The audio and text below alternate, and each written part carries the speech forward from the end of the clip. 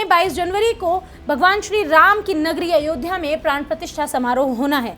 ऐसे में देश में जहां एक तरफ इस आयोजन को लेकर उत्साह है, तो वहीं राजनीतिक दल इसका राजनीतिकरण करने में लगे हुए हैं। एक तरफ इंडिया अलायंस के नेताओं को राम मंदिर का नाम सुनते ही सांप सूंघ जाता है। उन्हें समझ में नहीं आता कि कहें तो क्या कहें और करें तो क्या करें। ऐसे में बस करते हैं ऊल जुलूल बयानबाजी और राम मंदिर को सवालों के घेरे में बार बार लेकर आ जाते हैं। इतना ही नहीं, देश के और सनातनियों के लिए महत्वपूर्ण इस आयोजन को आरएसएस और बीजेपी का इवेंट तक ये कह चुके हैं। कांग्रेस ने ये कहकर इस आयोजन का निमंत्रण भी ठुकराया है कि यह आयोजन तो एक राजनीतिक आयोजन है जिसे बीजेपी ने अपनी सत्ता के रोटियां सेकने के लिए रखा है। लेकिन जब से कांग्रेस ने ऐसा किया है, तब से कांग्रेस के बुरे दिन शुरू हो गए हैं। कभी कांग्रेसी आपस में लड़ते हैं तो कभी एक एक करके बड़े बड़े नेता पार्टी का साथ छोड़ देते हैं। एक और बड़े दिग्गज नेता ने आज पार्टी के इसी डिसीजन से खिन्न होकर आखिरकार कांग्रेस को राम राम कह दिया।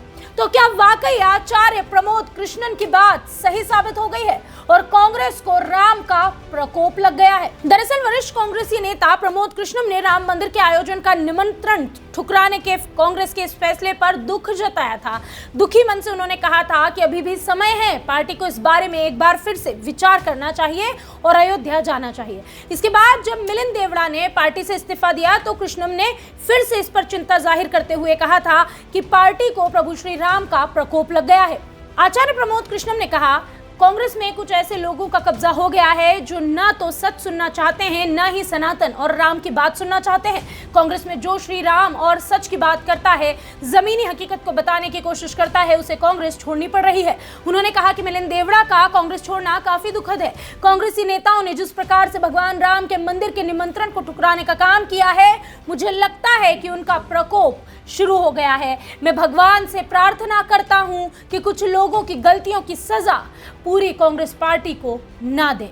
अब इसके बाद एक बार फिर नेताओं ने राम मंदिर निमंत्रण ठुकराने के कांग्रेस के इस फैसले को गलत ठहराया है और एक नेता ने तो पार्टी को राम राम भी कह दिया।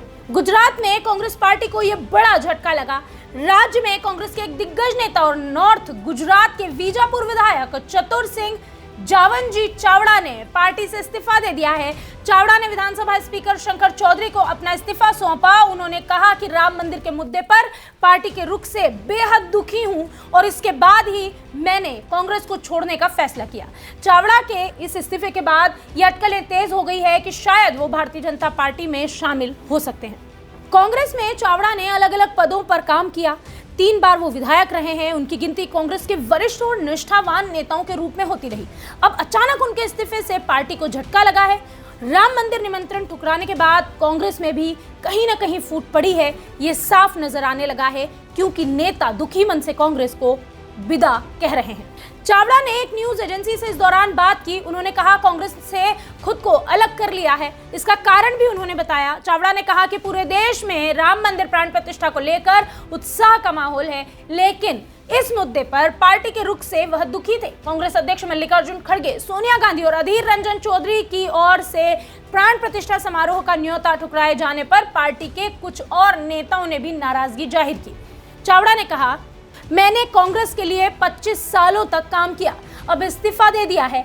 वजह यह है कि जब पूरे देश के लोगों में प्राण प्रतिष्ठा को लेकर आनंद की लहर है, आनंद की लहर में भागीदार होने की बजाय इस पार्टी का जो रवैया है, मैं उससे भी नाराज हूं। उन्होंने कहा कि बीजेपी के अच्छे कामों और उनकी सही नीतियों का समर्थन करना चाहिए, लेकिन कांग्रेस में रहकर ऐसा नहीं किया जा सकता, क्योंकि कांग्रेस सिर्फ और सिर्फ भारतीय जनता पार्टी का विरोध करना जानती है। चावड़ा के इस्तीफे के बाद गुजरात में कांग्रेस के विधायकों की संख्या 15 रह गई है। सोचने वाली बात यह है कि मिलिंद देवड़ा ने भी जब कांग्रेस को अलविदा कहा था, उनका भी यही कहना था कि कांग्रेस पार्टी का जो रवैया है वो ठीक नहीं है। राजनीति में अगर आप विपक्ष में हैं, इसका मतलब ये नहीं है कि आप सही नीतियों को भी गलत कहें। मिलिंद देवड़ा ने तो ये तक आरोप लगाया था कि अगर प्रधानमंत्री नरेंद्र मोदी ये कह दे कि कांग्रेस एक अच्छी पार्टी है, तो कांग्रेस उस पर भी आरोप लगाएगी और कहेगी कि नहीं, प्रधानमंत्री नरेंद्र मोदी गलत कह रहे हैं। बहरहाल अब ऐसा ही कुछ गुजरात में भी होता नजर आया है, जहां एक बड़े दिग्गज ने पार्टी को राम राम कहा है। इस मामले में आपकी क्या राय है, कमेंट बॉक्स में हमें जरूर बताएं। वीके न्यूज, राष्ट्र के नाम।